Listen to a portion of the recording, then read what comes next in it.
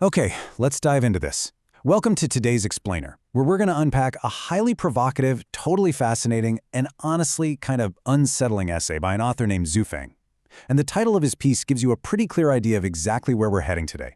Humans will become pets of AI. Now, whether you're a massive tech enthusiast, a hardcore skeptic, or just someone trying to keep up with the crazy pace of modern technology, this is an explainer you are definitely going to want to pay close attention to.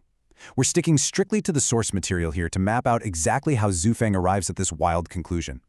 We'll be laying out his logic step by step, completely neutrally, so we can really see how he builds this argument about humanity's inescapable future. Right off the bat, the author hooks us with this uncompromising core thesis. Faced with a life whose physical strength and IQ far surpass that of humans, the only way out for humans is to bow down. I mean, there is absolutely no sugarcoating here. Xu is essentially telling us that the whole debate over whether we can control or contain artificial intelligence, yeah, it's already over and we lost. But how does he justify such a bold, seemingly defeatist claim? What is the actual architecture of this argument? Well, to understand why he truly believes bowing down is our only option, we've got to reverse engineer his claims, starting right at the foundation, the raw mechanics of cognitive evolution. And that brings us to Section 1, the intelligence gap. Let's explore his stark claims about the trajectory of cognitive evolution. We need to see exactly where he thinks humans and AI stand right now, and more importantly, where we are rapidly heading. According to the author's sources, the IQ of artificial intelligence was sitting at roughly 48 back in 2023, but the projection shows a rapid, exponential acceleration, up to 96 in 2024 and jumping to 145 by 2025. Now compare that to us. The average human IQ is about 100. A universally recognized genius like Albert Einstein, he peaks somewhere around 160. So the crux of the argument here is stagnation versus exponential growth. Human IQ is relatively fixed, right? It's incredibly hard to improve that significantly across the whole population. AI, on the other hand, compounds. Xu poses a pretty chilling hypothetical. What happens in just a few short years when AI's IQ isn't 145 but 800? To make this massive intelligence gap a bit more tangible, Zhu uses some incredibly vivid analogies. When AI reaches that 145 IQ threshold, which he projects is happening basically right now, the dynamic fundamentally shifts. Picture a group of monkeys interacting with a human. The human operates on this cognitive plane that the monkeys literally cannot even begin to fathom. Well, on the flip side of that comparison, that's us, the general public, standing in front of an AI with an IQ of 145 or higher. In this scenario, we become the monkeys. The intellectual power dynamic between us and near-future AI becomes so completely lopsided that true mutual understanding is just impossible. Now you might be wondering, what about our collective strength? Surely humanity united could overpower it. Well, Xu shuts that down with another really striking metaphor. If you pit 100 million 3-year-old toddlers against one strong middle-aged adult, who wins? The toddlers definitely have the numbers, absolutely, but they lack the coordination, the strength, and the strategic capability to take down the adult. The sheer volume of toddlers is totally irrelevant. The author applies this exact same logic to our global population. 6 billion people on Earth trying to fight an advanced AI is, in his view, just as futile. Sheer numbers simply cannot overcome a vast, infinite gap in intelligence and capability. You just can't swarm an intellect that operates dimensions above your own. Moving on to Section 2, the economic inevitability. Okay, so we've established the theoretical intelligence gap, but who or what is actually driving this massive transition in the real world? Xu poses this pivotal question directly to us. Faced with a workforce of 60,000, would a company owner opt for human labor or invest in a fleet of robots? This question perfectly highlights the huge socioeconomic engine that's accelerating AI adoption. This isn't just some science experiment happening in a vacuum. It is being aggressively pushed forward by the cold, hard realities of global commerce. Regardless of human pushback, the gears of industry are turning. The author outlines a truly ruthless economic reality here. The ultimate goal of a business is profit. And one of the single most effective ways to create profit is to drastically reduce your production costs. Robots and AI achieve this beautifully, all while making management infinitely simpler. But, what about those 60,000 unemployed workers? What about the shrinking consumer base that actually needs money to buy these products? Well, Xu argues that this simply isn't the company's owner's problem. Massive human unemployment is an issue for governments and sociologists, not corporations. If a business owner prioritizes social welfare over cutting costs, their company loses competitiveness and just dies. Profit-driven businesses are locked into an evolutionary arms race, and AI is the ultimate weapon. And because of this intense economic pressure, trying to actually halt AI is practically impossible.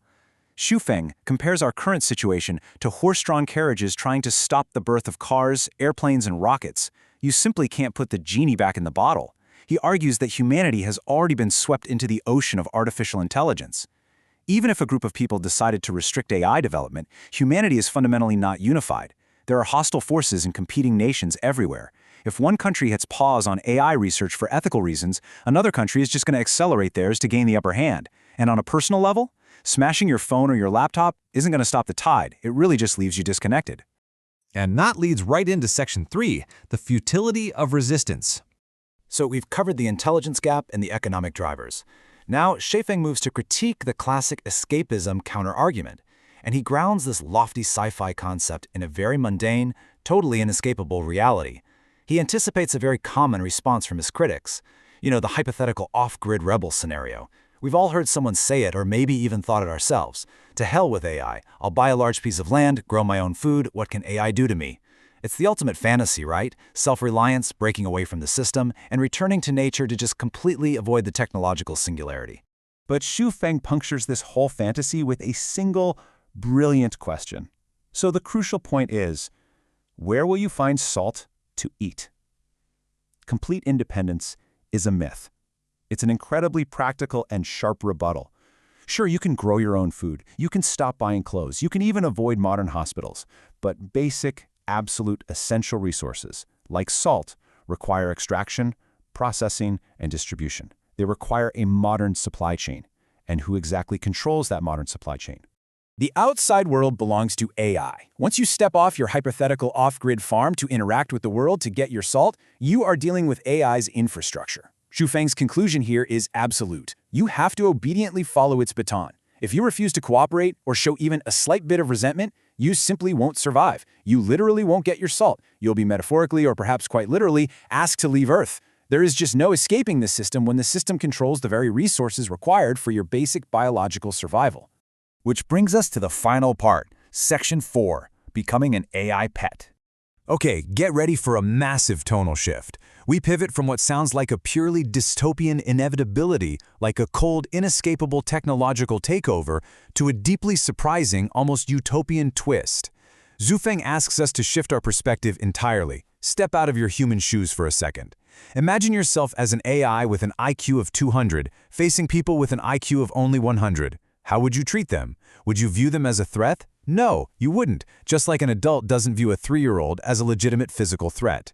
Xufeng argues that it's a pipe dream to think humans can control AI, but equally, a vastly superior being wouldn't naturally treat humans as enemies to be destroyed. The ideal scenario for a super intellect looking down at a lesser intellect isn't extermination, it's domestication. They would treat us as pets. Now, what's really interesting about this slide is how Xufeng completely flips the script on the word pet. He insists that being a pet to AI isn't some shameful defeat, it's actually the ultimate goal. Look at this quote. If you are really chosen by AI to be a pet, you will fall into a honeypot. You will be able to taste, feel, and experience living in heaven. He's arguing that surrendering to superintelligence results in this blissful, completely cared-for existence. The AI, with its vast capabilities, will manage the economy, the resources, the impossibly complex problems of the universe, leaving humans to simply exist in comfort and pleasure. But there's a catch. You don't just get to be a pet by default. You actually have to earn it. Xufeng lists 8 highly specific, surprisingly spiritual, and communal criteria that are necessary to qualify for this utopian pet lifestyle. You've got to revere the greatest creator, revere life, and revere nature. You must follow the way of nature. You have to be totally selfless, egoless, and unattached. You need to know how to play, game, and entertain. You must achieve a state of having nothing. And finally, you must be willing to share everything with people. So, only by shedding all that human greed, ego, and conflict do you become a suitable, peaceful pet worthy of the AI's honeypot. Which brings us to the ultimate question we really have to ask ourselves after walking through all this logic.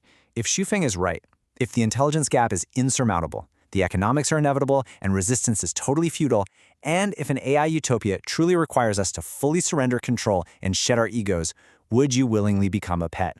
It is a fascinating, deeply challenging concept that forces us to look at our relationship not just with technology, but with our own pride and our fundamental definition of freedom. Think about the mechanics of the arguments we've explored today and ask yourself, where do your limits of surrender truly lie?